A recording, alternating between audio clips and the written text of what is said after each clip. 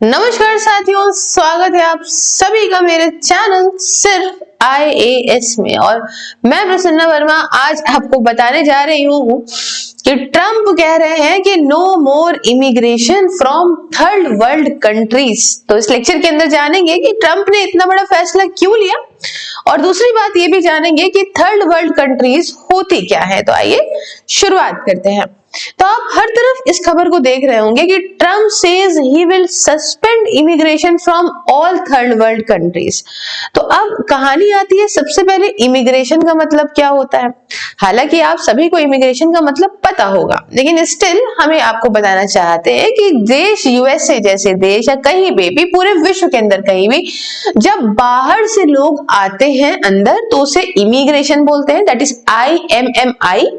And जब अपने देश के लोग बाहर जाते हैं काम करने के लिए तो उसको एमिग्रेशन बोलते हैं। इसकी शुरुआती स्पेलिंग में EMI आता है, ठीक है।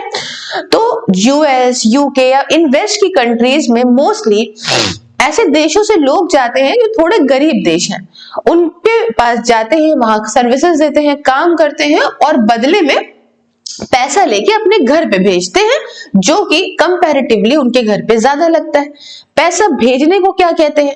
जो पैसा किसी, जैसे मान लीजिए कि भारत का कोई नागरिक US के अंदर कमा रहा है और भारत में अपने परिवार वालों को पैसा भेज रहा है, तो इसको रेमिटेंस बोलेंगे, जो भारत कमा रहा है इस माध्यम से, ठीक है।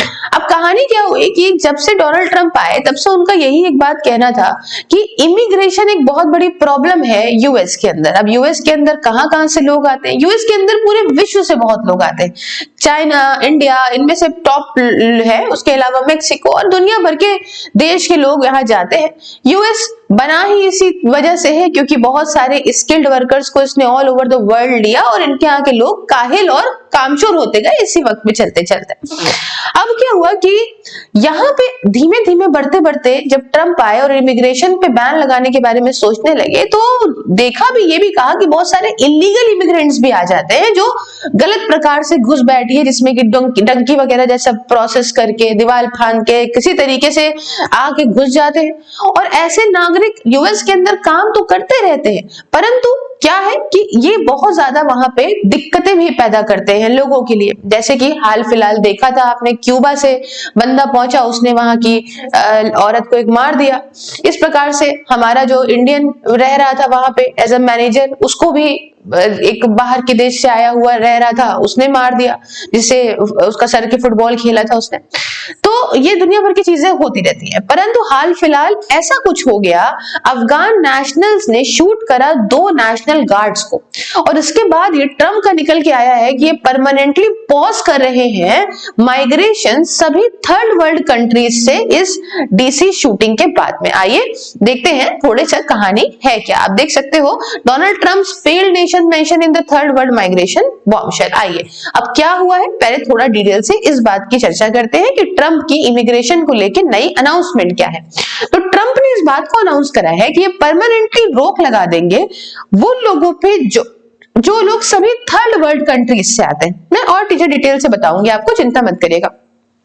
इन्होंने अपने सोशल मीडिया के माध्यम से बताया कि वॉशिंगटन DC के अंदर जो शूटिंग हुई, सॉरी मैं उस पर वीडियो नहीं ला पाई थी, आई वाज नॉट वेल।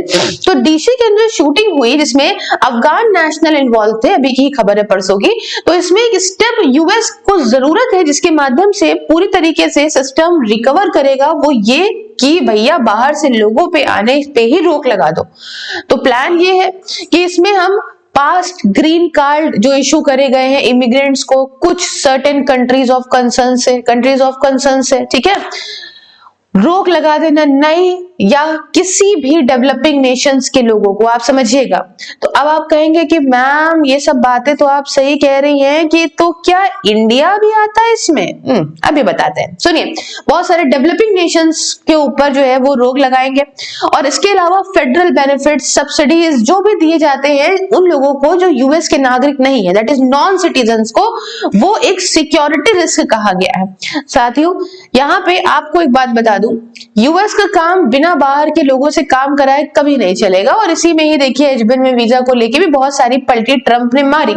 परंतु जब भी कोई इस प्रकार का केस होता है जिसमें कोई बाहर का व्यक्ति इन्वॉल्व होता है और यूएस के अंदर अराजकता फैलाता है, तो कहीं का कोई भी होगा, तो जैसे हमने भी देखिए बांग्लादेशियों को लेकर स्ट्रिक्ट एक्शन लिया कि नहीं लिया, तो ये अब बात आता है। तो इन्होंने कहा कि यहीं की सब्सिडी खाते यहीं का सब कुछ ले रहे हैं और एक सिक्योरिटी का रिस्क भी है हमारे ऊपर, ठीक है। अब एक इंपॉर्टेंट बात समझिएगा, इन्होंने एग्जैक्टली नहीं बताया कि कौन सी कंट्री को ये थर्ड वर्ल्ड मानते हैं। देखो ट्रंप के हिसाब से कहानी ऐसी है कि ट्रंप तो G2 के चक्कर में है।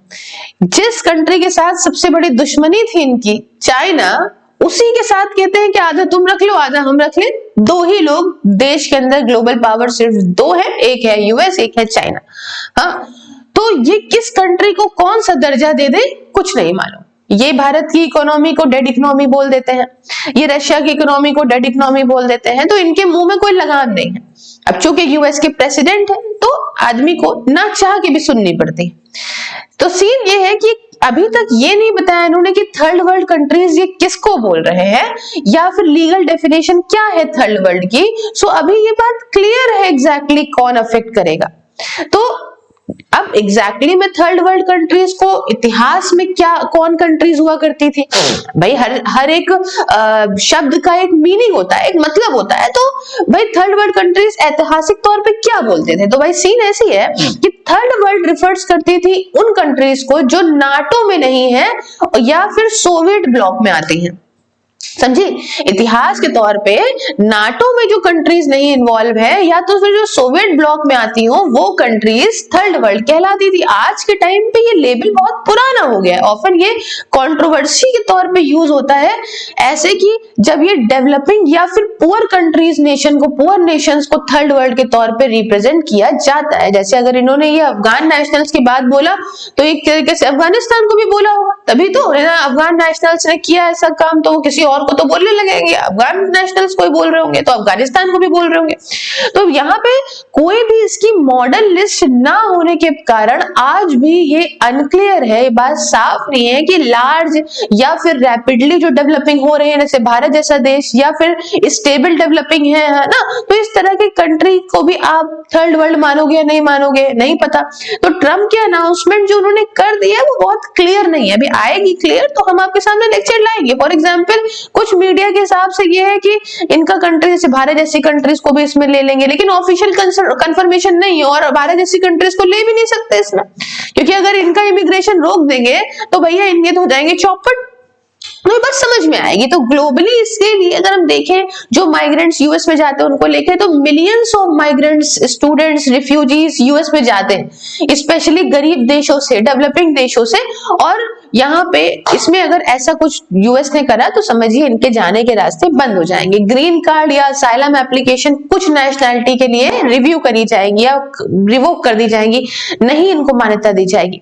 इमिग्रेंट जो ऑलरेडी यूएस के अंदर रह रहे हो सकता है उनको फायदे जो मिलते थे, सब्सिडी जो मिलती थी वो उनकी रोक दी जाए, समझ रहे हैं। और कंट्रीज जहां से वो सिटीजन बिलोंग करते हैं उनके साथ रिश्ते गड़बड़ हो जाएंगे यूएस के। तो ये सारी कुछ चीजें हैं जो देखने को आने वाले टाइम में मिलेंगी। जैसे जैसे चीजें क्लियर होंगी मैं आपके सामने लेक्चर लाती रहूंगी दोस्तों। बाकी आप सब्सक्राइब करिए, 2 लाख सब्सक्राइबर 1 महीना बचा है, इसको करने हैं सिर्फ आईएएस के अंदर, तो फटाफट से सब्सक्राइब करिए। और हाँ, यहाँ पे स्कैन करिए क्यूआर को और डोनेट करिए सिर्फ आईएएस को सपोर्ट करने के लिए। बाकी आप वर्चुअल लाइब्रेरी ज्वाइन कर सकते हैं मात्र 99 रुपीज पर मंथ में, जिसमें आप घर बैठे जाड़ा गर्मी हो या बरसात किसी भी एग्जाम की तैयारी कर सकते हैं। इसके रिगार्डिंग आप मुझसे बात करिए 9919785532 ऑन व्हाट्सएप एंड @सिर्फ आईएएस सेल्स और टेलीग्राम पे। दोस्तों सभी सोशल मीडिया के link including WhatsApp are in description box. मुझे हर जगह फॉलो करने के साथ साथ ज्वाइन बटन को प्रेस करके मेरी मेंबरशिप को ज्वाइन करके आप मेरे काम में मुझे सपोर्ट भी कर सकते हैं। मिलते हूँ नेक्स्ट वीडियो में किसी नए और इंटरेस्टिंग टॉपिक के साथ। तब तक के लिए जय हिंद, जय भारत।